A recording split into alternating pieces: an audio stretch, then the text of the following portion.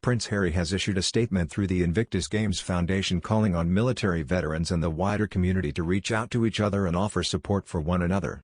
His statement follows a dramatic week in Afghanistan, which has seen the Taliban reclaim the capital city Kabul and the country's provinces following the decision to withdraw US and British troops from the region.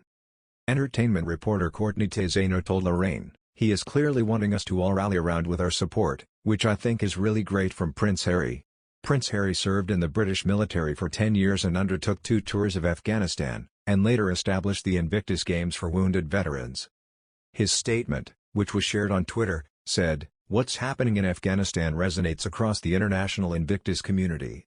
Many of the participating nations and competitors in the Invictus Games family are bound by a shared experience of serving in Afghanistan over the past 2 decades, and for several years, we have competed alongside Invictus Games Team Afghanistan.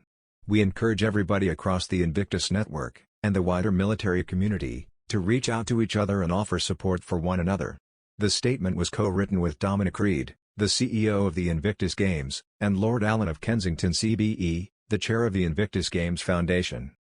Prince Harry joined the British Army in May 2005, undertaking his officer cadet training at the Royal Military Academy Sandhurst.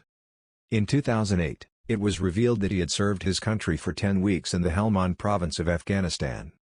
He was removed from combat after an Australian newspaper breached the media blackout intended to ensure his security and revealed his location. In a statement at the time, Clarence House said, "Prince Harry is very proud to serve his country on operations alongside his fellow soldiers and to do the job he has been trained for." After rising to the rank of lieutenant, he followed in the footsteps of his brother Prince William and uncle, Prince Andrew, and learned to fly military helicopters. He later returned to the Helmand province in 2012 for a period of 20 weeks, where he was based as an Apache co-pilot and gunner. Following his retirement from the Army in 2015, he concentrated his efforts on the Invictus Games, a Paralympic-style tournament for wounded veterans.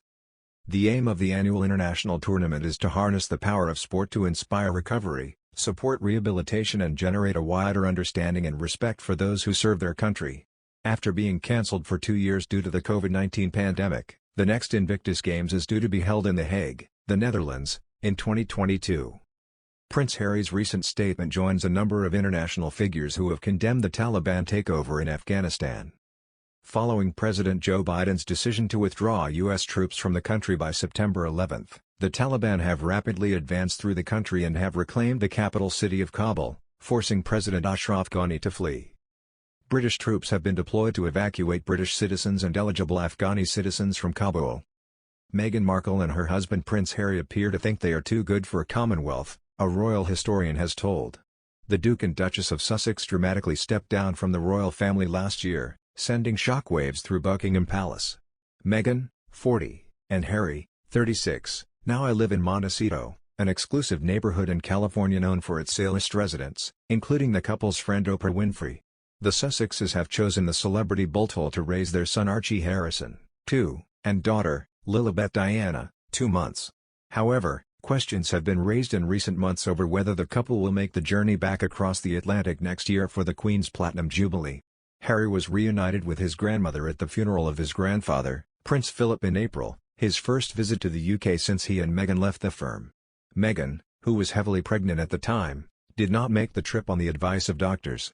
The Queen has extra reason to celebrate in 2022, as the Commonwealth Games are held in Birmingham.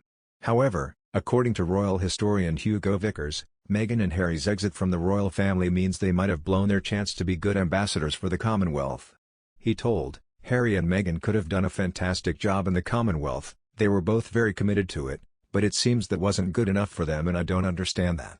Mr. Vickers is a writer and royal commentator, who has written a string of biographies of 20th-century figures, including the Queen Mother. He was also made chairman of both the Jubilee Walkway Trust and Commonwealth Walkway Trust. Mr. Vickers, who led the establishment of walkways to mark the Queen's Golden and Diamond Jubilees, has suggested that Harry and Meghan will become less significant as time goes on. He added, "I think the most successful members of the royal family are those who support the Queen without competing with her, and there are a number of them who do that very, very well. When they start competing with her and setting up rival courts and things, a bit like Diana to some extent and certainly Harry and Meghan, It doesn't really work very well. It's not very constructive. The Queen can't do all the things that people want her to do, because people don't want people like mayors or Lord Lieutenants to open supermarkets.